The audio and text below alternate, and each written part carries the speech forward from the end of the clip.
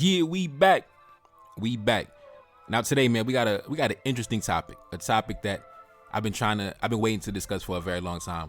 We're gonna talk about the anti-divestor laws in revolutionary Haiti.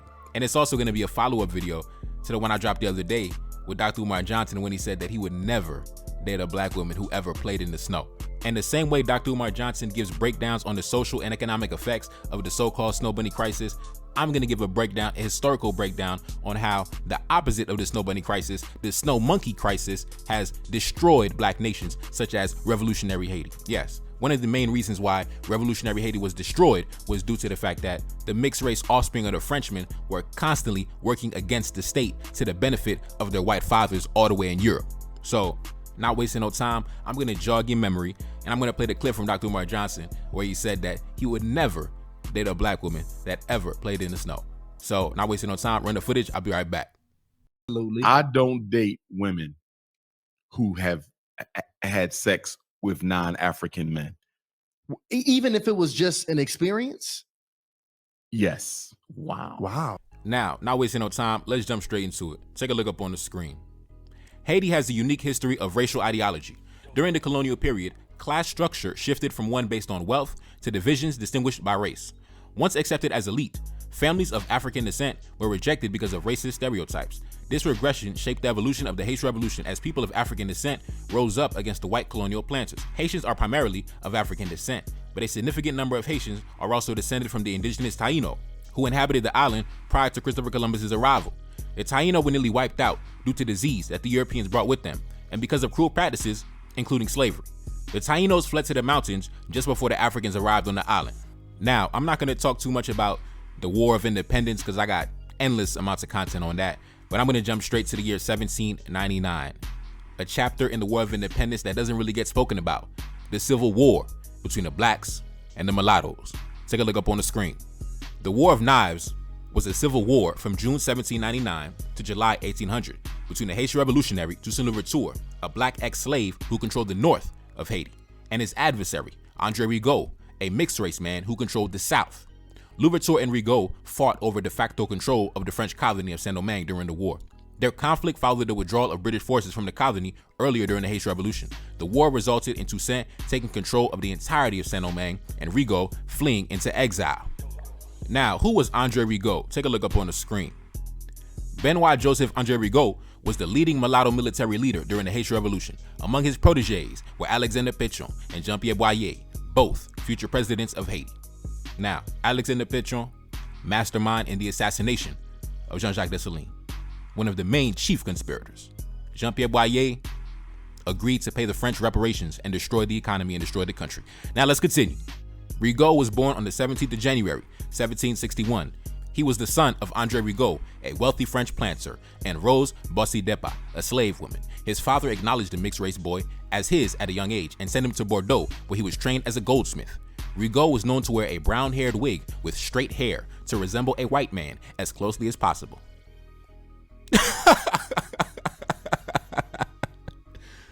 Oh my God, let's continue.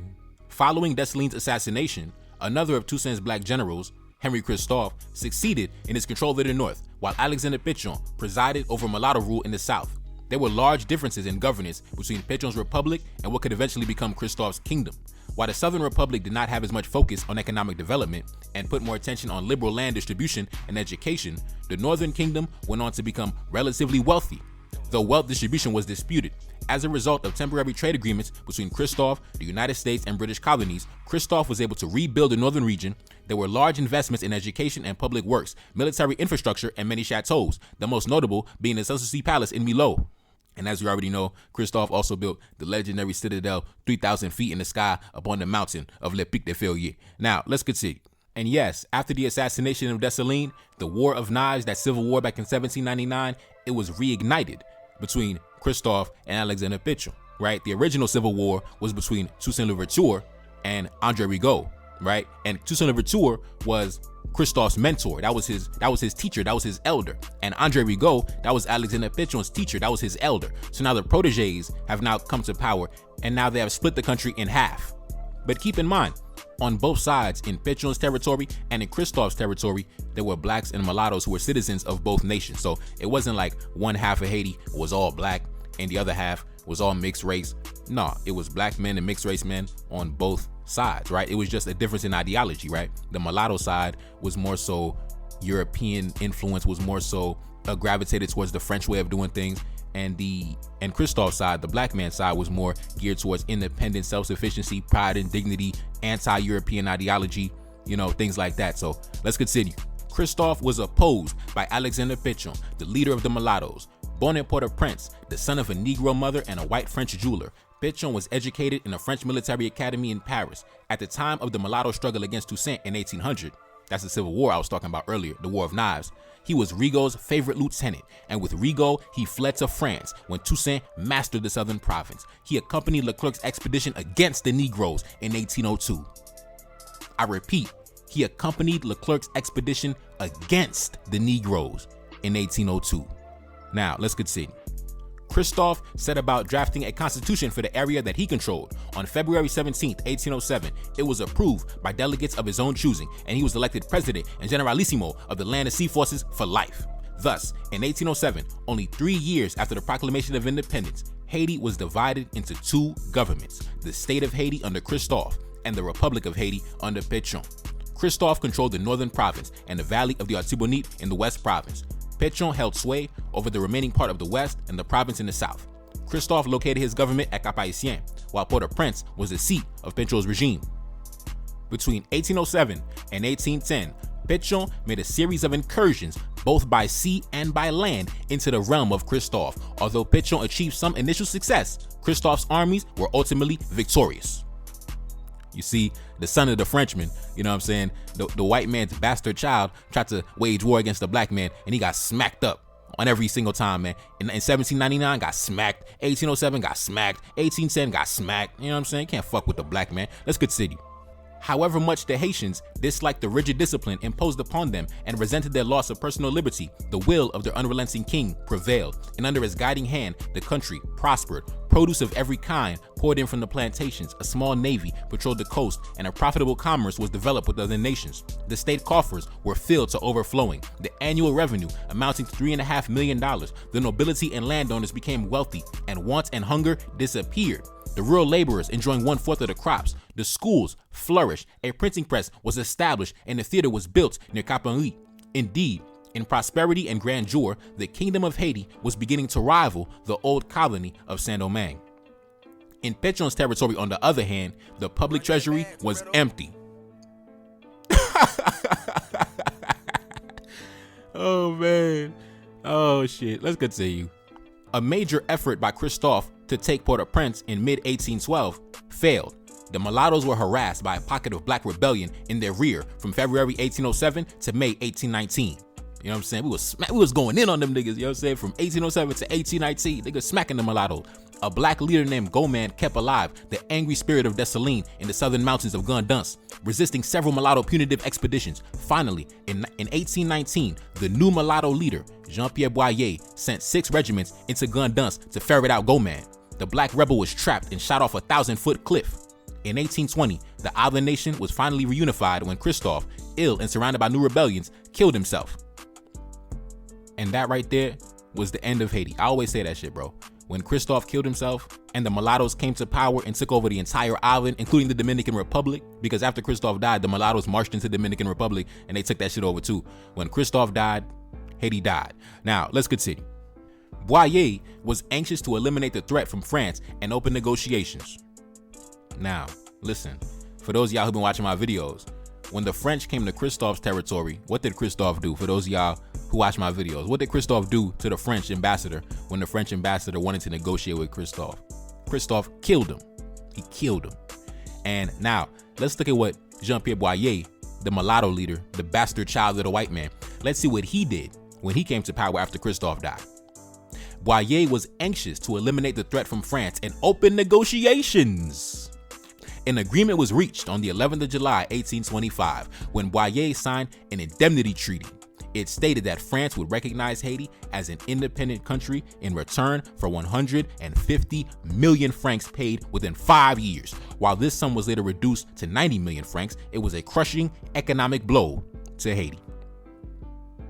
And that's why I say when Christophe died, we all died. When the mulattoes came to power and sold the country away to their fathers, we died. We died, man. We fucking died. Now let's continue. Now, let's jump into the anti-divestor laws, right? The main event. Let's jump into the anti-divestor laws of revolutionary Haiti, right? A series of laws on the books that prohibited black women from intermingling and mixing with our adversaries. You know, big up to our forefathers for, you know, putting that shit on the books. You know what I'm saying? That was an excellent piece of legislation. Now, let's get into it. Take a look up on the screen. The 1805 Constitution was the first constitution of the Empire of Haiti, and though it had no explicit definitions of nationals, immigration was punishable by death, and naturalization in a foreign country was subject to corporal or disgrace punishments. Now, that would mean that me as a black man, as a Haitian man living in New York City, if this law was still on the books, that would mean that, well, I was born in New York City, so I was born in New York. I didn't really immigrate, but that would mean that my parents would be subject to the death penalty if this law was still on the books. Now let's continue. Starting with the last paragraph. Foreigners were prohibited from owning property in Haiti, except movable assets. Thus, if a foreigner inherited property, they had to pay its value to the heirs. Haitian wives who married foreigners were required to sell any property they owned, if by marriage they acquired the nationality of their husband. So listen, man. Back in post-revolutionary Haiti, if a black woman was swirling and divesting, listen, she had to sell all her shit. We taking all her shit, because you have to understand the historical context of the situation. We coming out of 2 bloody civil wars back in 1799. You know, blacks versus mulattoes. Back in 1807, blacks versus mulattoes. A lot of blood was spilled during that time, man. A lot of blood was spilled. So coming out of those 2 bloody wars, you know, the bastard children of the white man versus the honorable sons of the black man, you know, they was like, listen, babe, you want to run off with the white man? We taking all your property.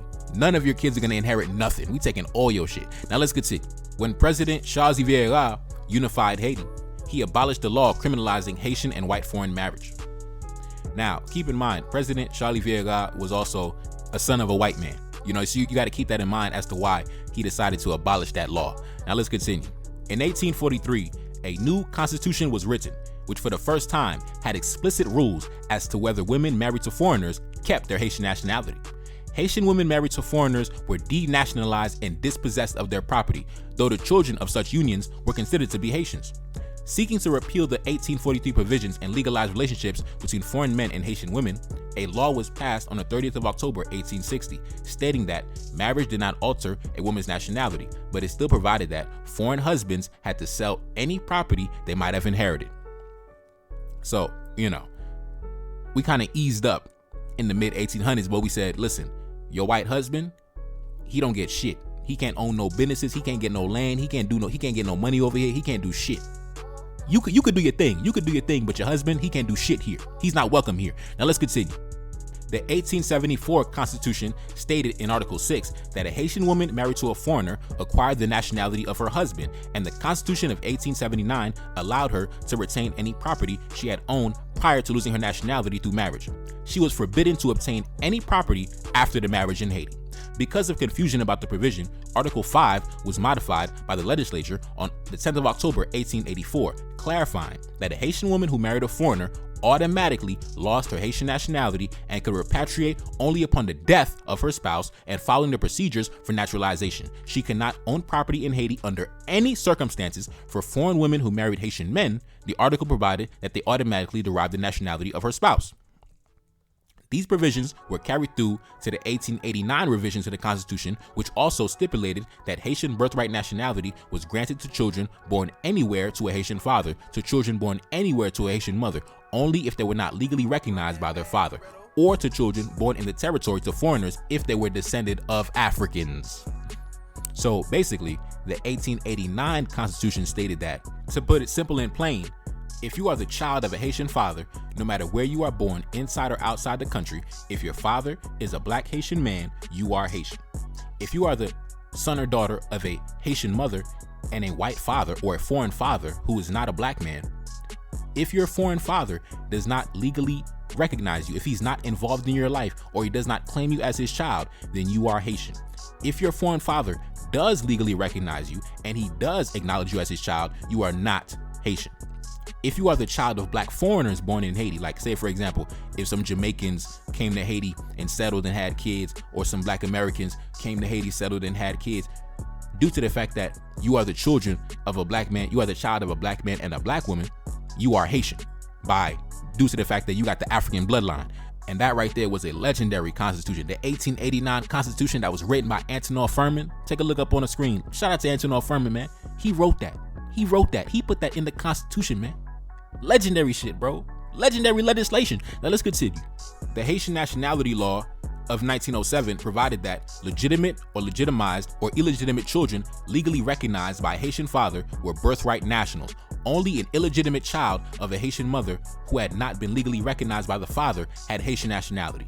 Children of unknown parentage born in Haiti were recognized as birthright nationals as long as the parents did not recognize them before their majority. If a child was of African descent and born to foreigners in Haiti, it was recognized as having Haitian nationality if it was legitimate or legally recognized by the father, or illegitimate and unrecognized by the father. A child born in Haiti to foreigners who were not of African descent could claim birthright nationality by declaring in the year of reaching majority the desire to have Haitian nationality and renouncing any foreign nationality. Naturalization or relinquishment of nationality by a Haitian father did not automatically affect his children. Women had no ability to change the nationality of their children while married. Listen, man, the forefathers was like, listen, we not about to go back to the days of the civil wars where the bastard children of the white man waging war against us on the land. Nigga, fuck that. Now let's continue. The 1907 law required that women who were married and married foreigners automatically lost their Haitian nationality, even in the event that they did not acquire the nationality of their husband and became stateless. It provided that foreign women who married Haitian men derived the nationality from their husband. To regain nationality lost by marriage, a Haitian woman had to apply for naturalization as if she were a foreigner, if her marriage existed. Upon termination of the marriage, she could repatriate by denouncing her foreign nationality and declaring her intent before the proper authorities. A foreign woman who had obtained Haitian nationality upon marriage could renounce it upon termination of the marriage by acquiring another nationality. The wife of a foreign man who naturalized as Haitian automatically derived his new nationality. The wife of a naturalized Haitian was unable to independently change her nationality. Now, fast forward to the year 1915, the U.S. Marines invaded Haiti, ran up in the central bank, stole all the gold out the central bank, sent it to Fort Knox, changed the constitution, installed a puppet president, and we've never recovered ever since. Now, let's take a look up on the screen. Adopted during the U.S. occupation, this constitution focused on property rights of foreigners. Previously, to ensure against foreign white domination, no white foreigner was permitted to own real estate. That was the law in the books from the days of the independence, 1804, up until the U.S. invasion in 1915. White men could not own land in Haiti. You could not own real estate. White foreigners were not permitted to own real estate. Contrastingly, all black foreigners could easily acquire Haitian nationality. See, listen, man, I love my forefathers, man. They really had the vision, man. They basically said, listen, a white man couldn't do shit over here. A white man, you couldn't touch our women. You couldn't own land. You couldn't get money.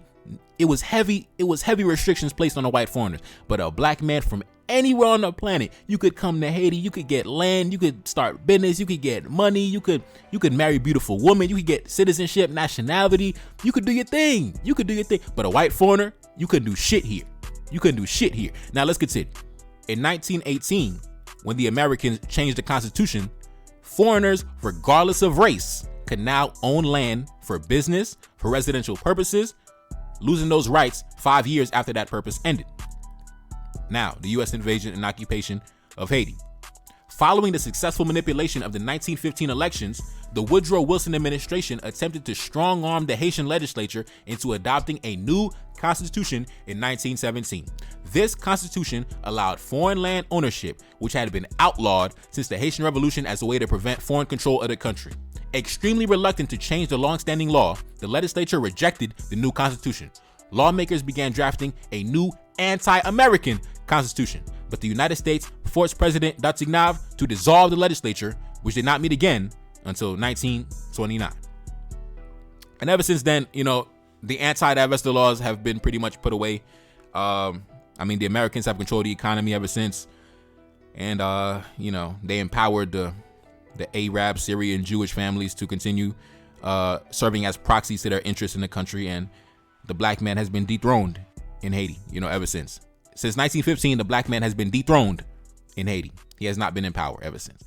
But anyways, man, it's your boy Never Card, that's Celine, back in the building, yes indeed. Cash App up on the screen, and I'm gone. Peace.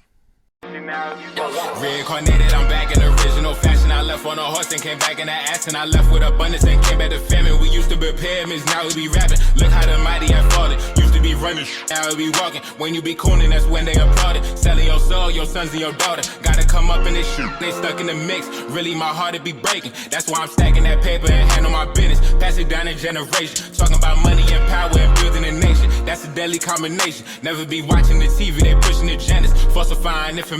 Know they got malice intentions. Step in the room and I'm feeling the tension. Enemy watching, he blocking my vision. Get for the check cause I need my redemption. Building my kingdom, I need it protected. Ready for war like a young Money Congo. Never decided the team is the motto. Up in the crib and I'm whipping up waffles. Up in the crib and I'm smoking gelato. I'm chilling, I'm taking my pain and make it ambition. I'm blessed by the gods, but I ain't religious. I came for the power, they came for the bitch. They making no hourly wage. I got business, this shit is an art, and they could never be taught. Selling my soul, I can never be bought. Play with my money, I see you ain't caught. Run to the check and I do it for sport. Babylon falling, I go to the source. Packing my luggage and go overseas. Shorty be with me and she so elite. Shorty be chocolate, I'm calling her Hershey. Secret intelligence probably gon' murk me. Don't fuck with friends, cause nigga I'm Haitian. Say the wrong shit and you're smacking their faces.